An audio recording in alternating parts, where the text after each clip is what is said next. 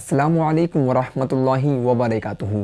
ناظرین گرامی، آج کی اس ویڈیو کے اندر ہم آپ کو دعا مانگنے کے اور دعا قبول ہونے کے کچھ ایسے وقت بتائیں گے جن کے اندر دعا آسانی کے ساتھ میں اور جلدی قبول ہوتی ہے۔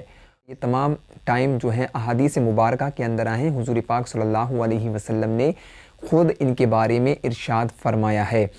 ویسے تو دعا اللہ تبارک و تعالیٰ سے کبھی بھی مانگی جاتی ہے اور کسی بھی وقت میں مانگی جا سکتی ہے۔ اللہ تبارک و تعالیٰ انسانوں کی دعاؤں کو، اپنے بندوں کی دعاؤں کو قبول فرماتا ہے، جیسا کہ اللہ رب العزت نے قرآن میں کئی جگہ ارشاد فرمایا ہے کہ تم مجھ سے دعائیں مانگو، میں تمہاری دعاؤں کو قبول کروں گا۔ اور ایک حدیث پاک کے اندر یہ بھی آیا ہے کہ اللہ کے رسول صلی اللہ علیہ وسلم ارشاد فرماتے ہیں الدعاء مخ العبادہ، یعنی کہ دعا جو ہوتی ہے وہ عبادت کا مغز ہوتی ہے۔ اس کا مطلب یہ ہوتا ہے کہ جب انسان عبادت کرتا ہے اور اگر اس کے بعد میں وہ دعا نہ مانگے تو اس کو کوئی بھی فائدہ حاصل نہیں ہوتا ہے۔ اس لیے انسان کو سب سے پہلے عبادت کرنی چاہیے اللہ تبارک و تعالیٰ کی، اور اس کے بعد میں آسانی کے ساتھ میں اچھی طریقے سے خلوص کے ساتھ میں اللہ تبارک و تعالیٰ سے دعائیں مانگنی چاہیے۔ اللہ تبارک و تعالیٰ اپنے بندوں کی دعاؤں کو قبول فرماتا ہے۔ تو ناظرین گرامی، دعا قبول ہونے کا سب سے پہلا جو ٹائم ہے وہ ہے اذان اور بارش کا ٹائم۔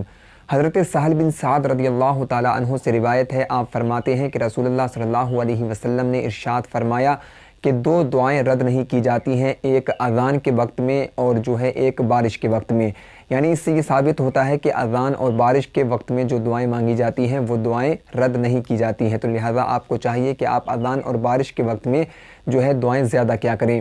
دوسری روایت کے اندر حضرت انس بن مالک رضی اللہ تعالیٰ عنہ سے روایت ہے، آپ کہتے ہیں کہ رسول اللہ صلی اللہ علیہ وسلم نے ارشاد فرمایا اذان اور اقامت کے درمیان میں دعائیں مانگا کرو، اس لیے کہ اللہ تبارک و تعالیٰ اس درمیان میں مانگی جانے والی دعاؤں کو رد نہیں فرماتا ہے۔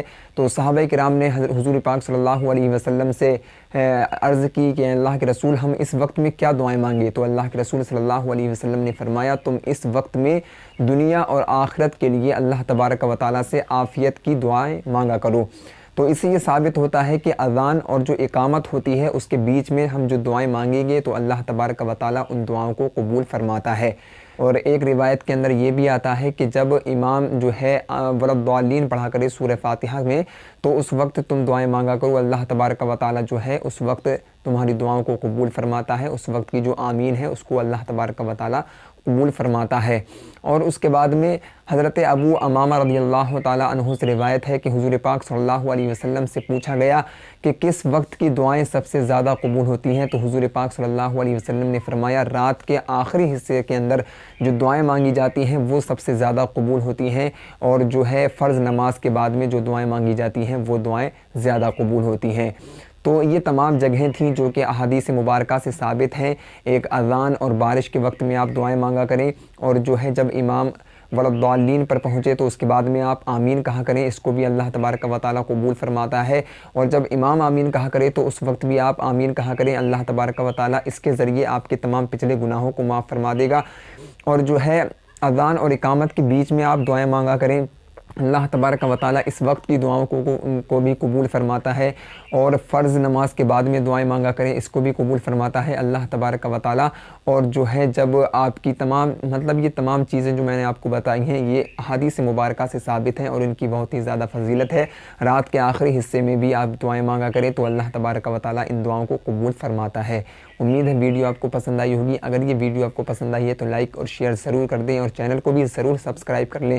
ملتے ہیں نیکسٹ ویڈیو کے اندر، جب تک کے لیے اللہ حافظ۔